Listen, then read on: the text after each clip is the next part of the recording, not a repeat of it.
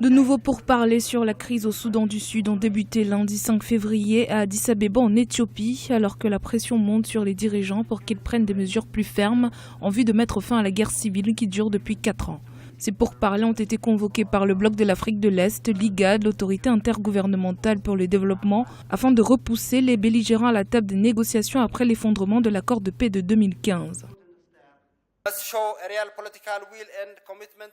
Vous devez montrer une réelle volonté politique et un réel engagement pour la paix. C'est votre entière responsabilité. C'est votre pays, c'est votre peuple. Pour sauver votre pays et votre peuple, prenez des décisions concrètes et ayez des actions définies. Ne faites aucune erreur. Par votre engagement politique et personnel, vous êtes publiquement responsable du cauchemar que vit votre peuple. Vous avez eu de nombreuses opportunités de changer de direction et vous avez échoué à maintes reprises.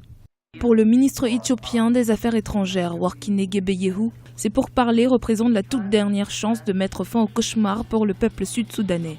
La communauté internationale sollicitée dans la résorption de ce conflit commence à s'impatienter. En effet, les États-Unis ont interdit l'exportation d'armes et de services de défense au Soudan du Sud, intensifiant les pressions contre Salva Kiir et signalant que Washington perd patience avec les dirigeants du jeune pays après des accords répétés pour mettre fin à la violence. L'accord de cessation des hostilités a décrit les mesures et ces mesures comprennent des interdictions de voyager dans la région pour les partis qui continuent à compromettre le processus de paix au Soudan du Sud, ainsi que le gel des avoirs et des restrictions sur les flux d'armes vers le pays. Ce sont les mesures qui ont été acceptées dans l'accord de cessation des hostilités. Si l'IGAD prend ces mesures, si jamais il y a tentative de compromettre le processus de paix, je pense que cela obligera les partis à reconsidérer leurs décisions et à contribuer réellement à la recherche de la paix dans notre pays.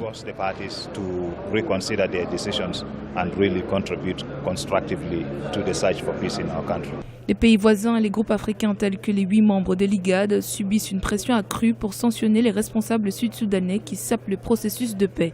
L'IGAD a déclaré qu'elle imposerait une série de sanctions si les parties belligérantes violent les futures transactions qui ont pour objectif de mettre fin à la crise.